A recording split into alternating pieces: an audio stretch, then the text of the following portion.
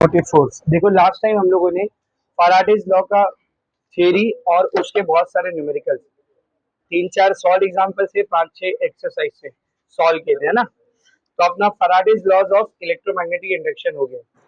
Main उसका जो formula था E is equals to n into minus d5 by dt, and if number of turn has not been specified then minus d5 by dt, and if you have to only find the magnitude of the EMF then d5 by dt। Correct है। तो last time हम लोगों ने Faraday's laws के ऊपर और इस फॉर्मूले के ऊपर काफी सारे न्यूमेरिकल्स सॉल्व किए थे। अब आगे बढ़ते हैं हम लोग। तो नेक्स्ट हेडिंग क्या है, देखो मोशनल इलेक्ट्रोमोटिव फोर्स, या फिर आप इसको मोशनल ईएमएफ भी कह सकते हो। मोशनल ईएमएफ, देखो जरा सा याद करो, इलेक्ट्रोमैग्नेटिक इंडक्शन कब होता है? When does electromagnetic induction happens? एक मैग्नेटिक फील्ड रहेगी, एक मैग्नेटिक फील्ड रहेगी और उसके अंदर क्या रहेगा बेटा? एक कंडक्टर रहेगा। दोनों में से कोई एक चीज बदलना चाहिए, या तो मैग्नेटिक फील्ड चेंज होना चाहिए, है ना, या तो फिर मैग्नेटिक फील्ड रुकी हुई है तो कंडक्टर मूव होना चाहिए। तो मोशनल ईएमएफ किसको बोलते हैं? मैग्नेटिक फील्ड रुकी हुई है, उसको हम लोग नहीं बदल रहे, मैग्नेटिक फील्ड कांस्टेंट है। मैग्नेटिक फील्ड क्या है? मैं फिर बोल रहा हूं, मैग्नेटिक फील्ड क्या है? कांस्टेंट है। मैग्नेटिक फील्ड कांस्टेंट है, वो with respect to time change नहीं हो रही है। उस मैग्नेटिक फील्ड के अंदर जो कंडक्टर रखा हुआ है वो मूव कर रहा है। कंडक्टर क्या कर रहा है? बोल, मूव कर रहा है। तो जाहिर सी बात है, अगर एक कंडक्टर है मैग्नेटिक फील्ड में रखा है, मोशन में रहेगा तो उसके अंदर क्या इंड्यूस होगा? ईएमएफ इंड्यूस होगा। उस ईएमएफ को हम लोग मोशनल ईएमएफ बोलते हैं। क्या बोलते? बोल, मोशनल ईएमएफ या फिर मोशनल इलेक्ट्रोमोटिव फोर्स। तो किसको बोलते हैं मोशनल इलेक्ट्रोमोटिव फोर्स? सबको एकदम अच्छे समझा। मैग्नेटिक फील्ड रहेगी और वो चेंज होगी क्या? नहीं, it will be constant. Constant magnetic field रहेगी, this is very important. Magnetic field constant रहेगी, उसमें एक वायर, एक कंडक्टर रखा हुआ होगा और वो कंडक्टर उसके अंदर क्या करेगा? बोल, मोशन करेगा। तो जब कंडक्टर मैग्नेटिक फील्ड के अंदर मूव करेगा तो उसमें क्या जनरेट होने वाला है? इंड्यूस्ड ईएमएफ, और उस ईएमएफ को हम लोग क्या कहते हैं बेटा? Motional electromotive force. समझा? तब यहाँ पर दो डेरिवेशन है आपको। क्या कंडीशन बताया मैंने आपको? मैग्नेटिक फील्ड है, कैसी है मैग्नेटिक फील्ड? कांस्टेंट, अंदर क्या रखा हुआ है? वायर। अब वो वायर मैग्नेटिक फील्ड में क्या कर रहा है? मूव। अब क्वेश्चन ये उठता है, ये वायर कैसा मूवमेंट कर रहा है? दो टाइप का मूवमेंट ये वायर कर सकता है, या तो ये ट्रांसलेट हो सकता है, ट्रांसलेशन याद है? ट्रांसलेशन बोले तो ऐसा सीधा सीधा आगे जाना, या तो ये वायर ट्रांसलेट हो सकता है, या तो ये वायर उस मैग्नेटिक फील्ड के अंदर ऐसा रोटेट कर सकता है, घूम सकता है ना। तो पहले हम लोग मान के चलेंगे कि वायर ट्रांसलेट हो रहा है और फॉर्मूला डिराइव करेंगे, और बाद में हम लोग मान के चलेंगे कि वायर रोटेट कर रहा है और फॉर्मूला डिराइव करेंगे। तो दो डेरिवेशन। कितने डेरिवेशन है? बोल, दो। दोनों में से कोई एक आपको पूछ सकते हैं, और डेरिवेशन नहीं पूछा तो इसी फॉर्मूले के ऊपर न्यूमेरिकल आते हैं। न्यूमेरिकल बहुत सिंपल आते हैं, 1-2 मार्क्स वाले आते हैं, और डेरिवेशन भी बहुत आसान है, 3-4 2 लाइन की 3 लाइन की डेरिवेशन है। समझ में आ रहा है? तो पहला जो हम लोग कर रहे हैं वो क्या है बेटा? पहला वाला क्या है? बोल, ट्रांसलेशनल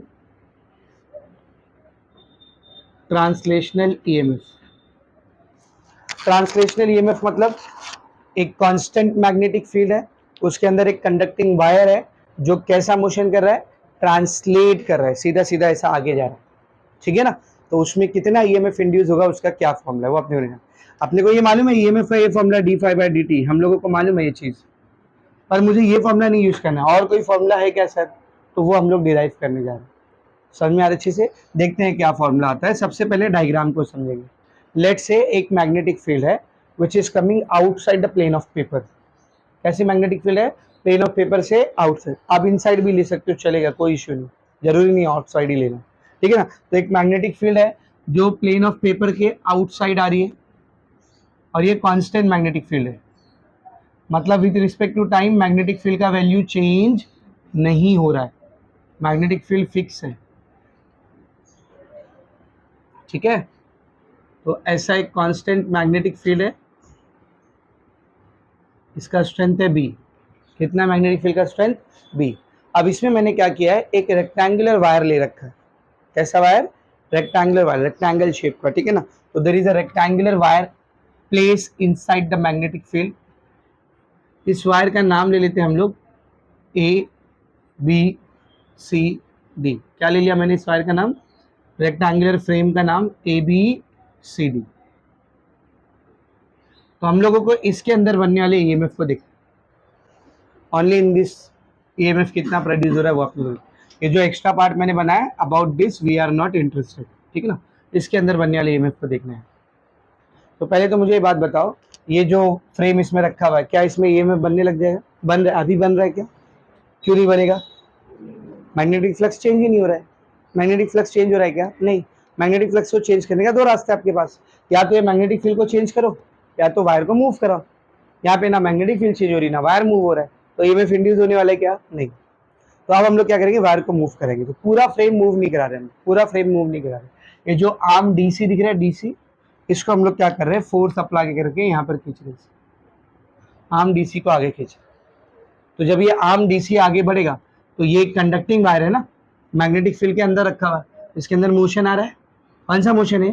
रोटेट कर रहा है, आगे जा रहा है। आगे जा रहा है मतलब ट्रांसलेशनल मोशन। तो सिर्फ इस आर्म डीसी में, पूरे फ्रेम में नहीं, किसमें? सिर्फ आर्म डीसी में क्या इंड्यूस होगा? बोल, ईएमएफ इंड्यूस। कौन सा ईएमएफ रहेगा? वो ट्रांसलेशनल ईएमएफ। उसका अपने को निकालने का फॉर्मूला समझ आ रहा है? लेट से फ्रेम का जो लेंथ है वो है एल, और किसी भी पर्टिकुलर टाइम पर इसका जो ब्रेथ है वो है एक्स। तो फ्रेम का एरिया कितना रहेगा? रेक्टेंगल का एरिया क्या होता है? लेंथ इंटू ब्रेथ, तो एल इंटू एक्स। ठीक है, तो सब लोग ध्यान से देखो। Consider a magnetic field B directed outside the plane of paper.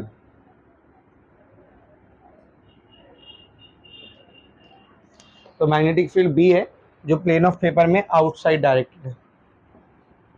A wire, sorry, a rectangular wire ABCD is placed in it having area L into X। कितना एरिया उसका? L into X, length L, breadth X। समझ में आ रहा है? या चाहिए तो आप ऐसा लिखो, ज्यादा अच्छा रहेगा। A is equals to L into X। तो इसका एरिया क्या बेटा? L into X, ठीक है ना। The arm CD of the wire is given a translational motion so that EMF is induced in it। ठीक है ना, ये तो समझा। अब डेरिवेशन देख, दो स्टेप की डेरिवेशन है, कितनी आसान है। सब लोग ध्यान से देखना है। सबसे पहले बात करते हैं फ्लक्स की। Tell me what is the formula of flux? Flux क्या होता है? बी डॉट ए या फिर B A cos theta. Theta किसके किसके बीच का एंगल होता है? थीटा किसके किसके बीच का एंगल होता है? बी और ए के बीच का। सही है ना। यहाँ मैग्नेटिक फील्ड कैसी है? मैग्नेटिक फील्ड कैसी है? ऐसा आउटसाइड आ रही है ना, डायरेक्शन कैसा है? आउटसाइड। ये रेक्टेंगल फ्रेम है, इसका एरिया वेक्टर कैसा रहेगा? परपेंडिकुलर। ऐसा रखा है फ्रेम, फ्रेम ऐसा रखा है, परपेंडिकुलर कहाँ आएगा? बाहर आएगा। मैग्नेटिक फील्ड भी कहाँ आ रही है? बाहर आ रही है। तो दोनों वेक्टर एक दूसरे को कैसा है? पैरेलल। तो डायरेक्ट लिखो, इधर कुछ ऐसा एक्सप्लेन करने की जरूरत नहीं, write down directly. Since B vector is parallel to area vector, therefore theta is equals to 0 and cos theta is equals to 1। तो बताओ फ्लक्स कितना हो गया फिर? Tell me how much is the flux then? Phi is equals to B into A. But frame का area कितना लिया हमने बेटा? फ्रेम का एरिया कितना लिया? L into x. तो B into L into x. तो दिस इज फ्लक्स। ठीक है, बोल, फ्लक्स करेक्ट है। अब मुझे एक बात बताना बेटा, जब आप इस आर्म CD को आगे मूव करोगे तो ये आर्म जब डिस्प्लेस होगा तो कौन सी चीज चेंज होगी? L या X? L या X? जब आप इसको ऐसा आगे खींचोगे, L will remain constant, what will change? X will change. सही है ना।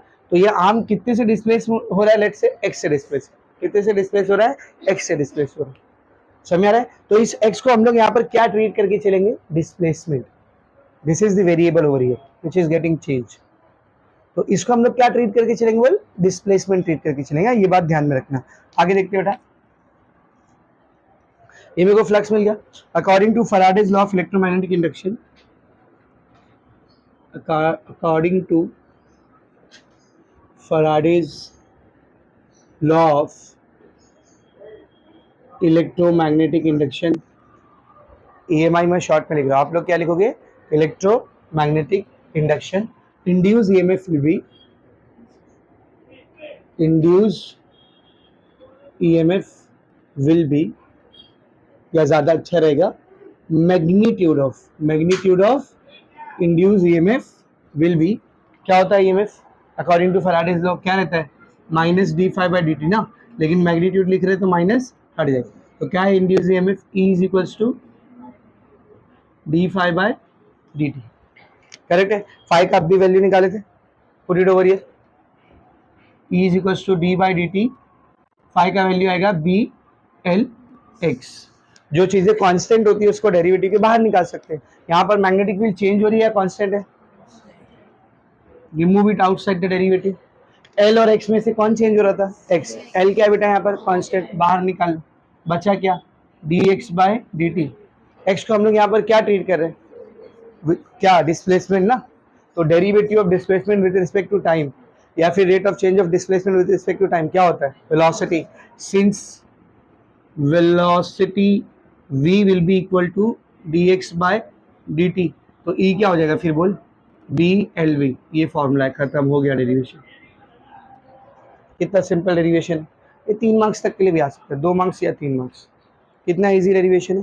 तो what is the induce EMF, induce EMF कितना बेटा b into L into V। What is b over here, the magnetic field in which the conductor is placed. What is the L over here, length of the conductor, L क्या बेटा length of the conductor, V the velocity with which the conductor is moved, किस velocity से conductor move कर रहा है। तो इसके ऊपर F फोर्स लगाए ना, तो कितनी वेलोसिटी से मूव कर रहा है ये, V वेलोसिटी से मूव कर रहा है। V दिखा दो यहाँ, व्हाट इज V वेलोसिटी। सबको एकदम अच्छे से समझा, तो हो गया डेरिवेशन। तो या तो आपको डेरिवेशन पूछेगा या इसी के ऊपर क्या आएगा बेटा न्यूमेरिकल आएगा। तो न्यूमेरिकल भी अभी देखेंगे थोड़े टाइम में, एकदम ईजी है, इसी फॉर्मूले के ऊपर आते हैं। कब यूज करना है फॉर्मूला समझा, जब आपको एक वायर रहेगा वो मूव करेगा, उसका लेंथ दिया रहेगा, मैग्नेटिक फील्ड दिया रहेगा और वेलोसिटी दी भी रहेगी, तब आपको अगर ईएमएफ निकालना है तो हम लोग ये फॉर्मूला यूज करेंगे। समझ आ रहा है। इसी सेम फॉर्मूले को डिराइव करने के लिए आपको एक मेथड और दी है, मेथड 2। अभी तक कभी भी ऐसा उसने बोला नहीं कि इस मेथड से निकालो या वो मेथड से निकालो, समझ में आ रहा है। तो आपके ऊपर, आप कोई भी मेथड से कर सकते हो, बच्चे इसी मेथड से करते हैं, ये उनको ज्यादा आसान लगता है। मेथड 2 में हम लोग यूज करेंगे लॉरेंस फोर्स का फॉर्मूला, याद है लॉरेंस फोर्स। मेथड 2 में हम लोग यूज करने वाले लॉरेंस फोर्स का फॉर्मूला। तो अगर आपको स्पेसिफाई कर दिया derive the expression for translational EMF induced in a conductor placed inside a constant magnetic field using the formula of Lorentz force या using the concept of the Lorentz force और using the concept of the magnetic force, तब आप इस तरीके से इसको derive नहीं कर सकते, तब आप ऐसे ही करना पड़ेगा। लेकिन मैं बता दूं अभी तक एक भी बार ऐसा पूछा नहीं, बट टेक्स्ट बुक में दिया है इसीलिए मैं करा देता है ना, पता नहीं आपकी नसीब अच्छी हो इसी बार पूछ ली, इसीलिए करा देता, ठीक है ना। तो है बड़ा आसान ये भी, खाली थोड़ा सा आपको ध्यान देना है। लॉरेंस फोर्स याद है बेटा, मैं मान के चलो भूल गया आप, जो कि सही भी होगा ना शायद। यहाँ पे देखेंगे लॉरेंस फोर्स किसको बोलते हैं। समझो कहीं पर मैग्नेटिक फील्ड है, देयर इज मैग्नेटिक फील्ड और उसमें वायर से करंट जा रहा है, वायर से क्या जा रहा है बोल, करंट जा रहा है, मतलब कौन जा रहा है, चार्ज। करंट जा रहा है मतलब कौन जा रहा है, चार्ज। तो यहाँ पर एक चार्ज है Q जो मूव कर रहा है, उसी को हमने क्या नाम दिया है, करंट। तो whenever a current carrying conductor is placed inside a magnetic field, it experiences a force known as magnetic force। इसके ऊपर, वायर के ऊपर क्या लगने वाला है बोल, फोर्स लगने वाला है, जिसका डायरेक्शन निकालने के लिए अपने पास लेफ्ट हैंड पाम रूल था, याद है। Fingers in the direction of magnetic field, thumb in the direction of current, palm in the direction of force. Magnetic field अंदर जा रही, करंट ऊपर जा रहा है, फोर्स इधर लग रहा है, this will be the force. ये क्या रहेगा बेटा, फोर्स। इसी को हम लोग लॉरेंस फोर्स बोलते हैं या मैग्नेटिक फोर्स बोलते हैं। क्या फॉर्मूला था इसका, याद करो, Q into V cross B. क्या फॉर्मूला था बोल, Q into V cross B, याद है, ठीक है। ये फॉर्मूला हमको यूज करके यहाँ पर ये वाला फॉर्मूला डिराइव करना है। अब मुद्दा कैसे है मालूम, इधर ध्यान से सुनो। जब मैग्नेटिक फील्ड में मूविंग चार्ज को रखते हैं तो फोर्स अपने आप आता है, ध्यान से सुना क्या बोलो। जब मैग्नेटिक फील्ड में मूविंग चार्ज को रखते हैं तो फोर्स अपने आप आता है, जिसका डायरेक्शन निकालने के लिए we have got left hand palm rule. अब जरा ध्यान से सुना मैं क्या बोल रहा हूं। जब मैग्नेटिक फील्ड में कंडक्टर के ऊपर फोर्स हम लोग अप्लाई करते हैं, ध्यान से सुनना क्या बोल, जब चार्ज मूव कर रहा था तो फोर्स आ रहा था, अब हम लोग क्या कर रहे हैं, फोर्स अप्लाई करे तो चार्ज अपने आप क्या करेगा, मूव करने लगेगा। क्या बोल रहे, समझ में आ रहा है? फिर से बोलता हूँ, मैग्नेटिक फील्ड थी, चार्ज अपने आप मूव कर रहा था, मतलब चार्ज पहले से मूव कर रहा था, तो उसके ऊपर क्या आया था, फोर्स आया। लेकिन मैग्नेटिक फील्ड है, वायर पे फोर्स हम लोग लगा रहे हैं, उसको मूव करा रहे हैं, तो अपने आप चार्ज क्या करने लगेगा, मूव करने लगेगा। ये फोर्स जो वायर को खींच रहा था उसको हमने क्या बोले थे, लॉरेंस फोर्स। बंद करे, रोज पता नहीं कहां कहां से उठ के आ जाते हैं नालायक लोग। ये देखो, ये मैग्नेटिक फील्ड है, ये वायर के अंदर चार्ज रखा हुआ है, जब वो मूव कर रहा था उसके ऊपर क्या आ रहा था, फोर्स। क्या बोले थे हमने इस फोर्स को, Lawrence force. Similarly magnetic field, wire, उसके ऊपर हम लोग फोर्स अप्लाई करें, अब ये लॉरेंस फोर्स रहेगा क्या, नहीं, this is we are apply, we are moving it, तो ये चार्ज अपने आप क्या करने लगेगा, मूव कर। अब जब चार्ज मूव कर रहे थे उसको भी तो फोर्स चाहिए ना मूव करने के लिए, तो अब लॉरेंस फोर्स किसके ऊपर एक्ट कर रहा है, चार्ज के ऊपर। किसके ऊपर एक्ट कर रहा है, चार्ज के ऊपर। सर उसका डायरेक्शन कैसा निकालते, उसका डायरेक्शन आप लेफ्ट हैंड पाम रूल से नहीं निकालोगे, वो तो ये वाले फोर्स को निकालने के लिए, उसका डायरेक्शन हम लोग निकालते हैं फ्लेमिंग्स, ध्यान से सुनना, फ्लेमिंग्स राइट हैंड रूल। कौन सा rule, Fleming's right hand rule. एक था फ्लेमिंग्स लेफ्ट हैंड रूल, वो same left hand palm rule की तरह ये वाले फोर्स को निकाल के देते हैं। पर अब हम लोग कौन सा रूल निकाल रहे हैं, फ्लेमिंग्स राइट हैंड रूल। ये आपको बताएगा करंट कौन से डायरेक्शन में बनने वाला, ये क्या बताएगा बोल, करंट जो इंड्यूस होने वाला है वायर के अंदर उसका क्या डायरेक्शन है, तो आपको कौन बताता है बेटा, फ्लेमिंग्स राइट हैंड रूल। समझ आ रहा है? फिर बोलो, फ्लेमिंग्स राइट हैंड रूल क्या बताता है, वायर में इंड्यूस होने वाले करंट का डायरेक्शन। समझ आ रहा है? सर है क्या Fleming's right hand rule, take your right hand, इन तीनों फिंगर्स को, कौन कौन से, thumb, first finger and the middle finger, thumb, index finger and the middle finger, इन तीनों फिंगर को ऐसे आउटस्ट्रेच करो कि ये तीनों एक दूसरे को म्यूचुअली परपेंडिकुलर हो जाए। करेक्ट है? अब इसमें क्या रहेगा मालूम, ये जो फर्स्ट वाली फिंगर है, ध्यान से सुनना, ये जो फर्स्ट वाली फिंगर है ये मैग्नेटिक फील्ड के डायरेक्शन में रहेगी, इंडेक्स फिंगर किसके डायरेक्शन में रहेगी, मैग्नेटिक फील्ड। जो थंब है वो अप्लाइड फोर्स के या मोशन के डायरेक्शन में रहेगी, magnetic field motion, magnetic field motion. तो ये जो मिडल फिंगर दिख रहा है ना, ये आपको करंट का डायरेक्शन बताएगा कि चार्ज कहाँ भागने वाला है, चार्ज के ऊपर लॉरेंस फोर्स कैसा लगने वाला है। समझ आ रहा है? मैग्नेटिक फील्ड किधर आ रही है, इसमें अंदर जा रही, मैग्नेटिक फील्ड अंदर जा रही, हम लोग फोर्स का कैसे लगा रहे हैं, उस तरफ पीछे है ना, यहाँ पे भी सेम ही हो रहा है ना, खाली जब मैग्नेटिक फील्ड बाहर है, तो मैग्नेटिक फील्ड अंदर जा रही है, फोर्स हम लोग ऐसे लगा रहे हैं, मिडिल फिंगर किधर है, ऊपर की तरफ है, तो करंट इसमें ऊपर बनेगा, मतलब ये जो चार्ज है ऊपर भाग के जाएगा। समझ में आ रहा है अच्छे से, ठीक है ना? और इस चार्ज को ऊपर खींचने के लिए जो फोर्स लग रहा है वो भी कौन सा फोर्स है, लॉरेंस फोर्स। क्या फॉर्मूला रहेगा उसका, Q into V cross B. समझ में आ रहा है अच्छे से? अब यहाँ पर देखते हैं, let us see over here, जब आप आर्म सीडी को मूव करोगे तो इस सीडी के अंदर एक चार्ज इमेजिन करो, इस वायर सीडी में एक चार्ज इमेजिन करो Q, ये यहाँ से भाग के किधर जाएगा, ऊपर जाएगा, तो ये जो चार्ज Q है यहाँ से भाग के किधर जाएगा रे, ऊपर। और जब चार्ज मूव होगा तभी तो हम लोग बोलेंगे करंट इंड्यूस हुआ है। समझ आ रहा है? तो ध्यान से देखो, when arm CD is moved with velocity v, जब आर्म CD को वेलोसिटी v के साथ मूव करते हैं, the charge in it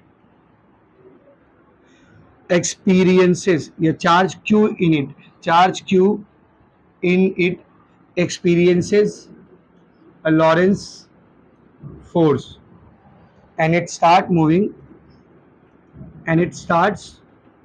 moving। कैसा मूव करेगा, मैंने डायरेक्ट ऊपर बोल दिया, सॉरी, डायरेक्शन निकाल के देखते कैसा मूव करेगा। कौन से रूल से, Fleming's right hand rule. Middle finger का होना, सॉरी फर्स्ट फिंगर का होना चाहिए मैग्नेटिक फील्ड के डायरेक्शन में, किधर है मैग्नेटिक फील्ड, बाहर आ रही है, outside the plane of the paper.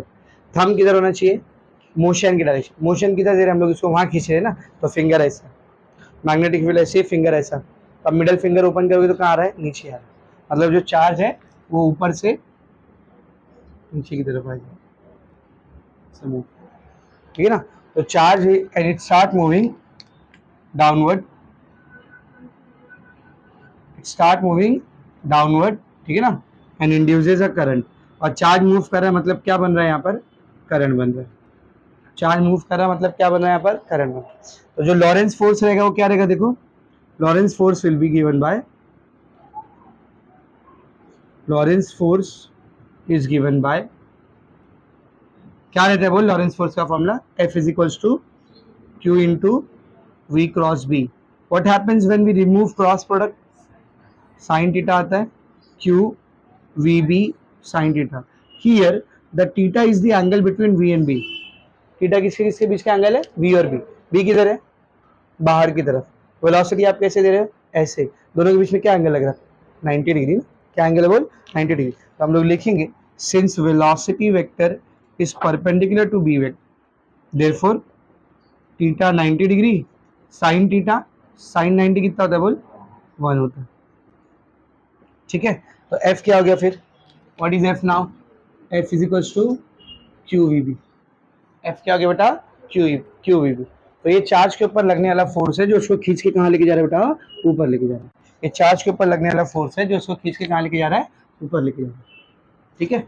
और अपने को फोर्स नहीं निकालने का था सर, अपने को ईएमएफ निकालने का कि यहाँ पे जो करंट बना है मतलब कितना ईएमएफ बना है, कितना ईएमएफ बना है, अपने को वो निकालने का था सर. तो बेटा थोड़ा सा यहाँ पर हम लोग इलेक्ट्रोस्टैटिक को याद करेंगे. इलेक्ट्रोस्टैटिक चैप्टर में मैंने आपको बताया था पोटेंशियल डिफरेंस जो होता है वोल्टेज V, ये बराबर होता है work done on the charge per unit charge, W/Q. याद है कहाँ पढ़े थे फॉर्मूला? इलेक्ट्रोस्टैटिक चैप्टर में. अगर आप वो चैप्टर पढ़े हो तो आपको ये याद है. समझ आ रहे अच्छे से? तो वर्क डन पोटेंशियल डिफरेंस या वोल्टेज का फॉर्मूला क्या होता है वो? Work done per unit charge. तो इसी पोटेंशियल डिफरेंस को अभी हम लोग यहाँ पर किससे दिखा रहे हैं? ईएमएफ से. तो ईएमएफ का फॉर्मूला भी क्या रहेगा? W/Q. तो अब आपको समझेगा मैंने फोर्स क्यों निकाला. फोर्स मिला है तो फोर्स की मदद से वर्क मिलेगा और वर्क को चार्ज से डिवाइड कर देंगे तो क्या मिलेगा? ईएमएफ. समझ आ रहा है? तो now let us find out work using this force. तो पहले मेरे को एक बात बताओ, इस फोर्स की वजह से चार्ज कहाँ से कहाँ तक गया है? ये जो फोर्स है लॉरेंस फोर्स, इसने चार्ज को खींच के कहाँ से कहाँ तक लाया? ऊपर से नीचे तक लेकर. इस फोर्स की वजह से चार्ज ऊपर से नीचे तक आया है ना. कितना डिस्प्लेसमेंट हुआ चार्ज का? यहाँ था इधर आ गया. कितना डिस्प्लेसमेंट हुआ? देख L डिस्प्लेसमेंट. ठीक है ना. ध्यान से देख. Due to this force charge moves by L distance, therefore work done on the charge is. Charge पे जो वर्क डन हुआ है उसका फॉर्मूला क्या रहेगा बोलो? वर्क डन का फॉर्मूला क्या होता है? Force into displacement. या फोर्स इनटू डिस्टेंस. फोर्स कितना लग रहा है इस पे? F. डिस्प्लेसमेंट कितना किया इसने? L. F की जगह उसकी वैल्यू रख दो. क्या है F? QVB into L. So this is work done. By definition of EMF या फिर पोटेंशियल डिफरेंस या फिर वोल्टेज, EMF किसके बराबर होता है? Work done per unit charge. Work done की जगह उसकी वैल्यू रख क्या है? QVB into L divide by Q. Q से Q क्या है? EMF BLV. आ गया सेम. खत्म. These are the two methods by which you can find out translational EMF. ये दो तरीके से आपको ट्रांसलेशनल EMF में से फॉर्मूला दोनों में से हमारा देख BLV है ना. अगर आप फ्लक्स की मदद से निकालोगे this is how you have to derive. अगर आप लॉरेंस फोर्स की मदद से निकालोगे तो this is how you have to derive. In your textbook both the method has been given. If it has not been specified in the question में अगर इसने स्पेसिफाई नहीं किया कि कौन से मेथड से आपको डिराइव करना है तो आपकी चॉइस है. आपको जो मेथड आसान लगता है आप उससे डिराइव करो. लेकिन अगर क्वेश्चन में गलती से स्पेसिफाई कर देता है तो आपको उसी मेथड को using the concept of flux या फिर using the concept of Lorentz force, तो जो बोला है आपको उसी की मदद से डिराइव करना है. तो ये वाला जो हमने पूरा डेरिवेशन किया है ये मेथड 1 था. ठीक है ना. यूजिंग फ्लक्स बोलो या यूजिंग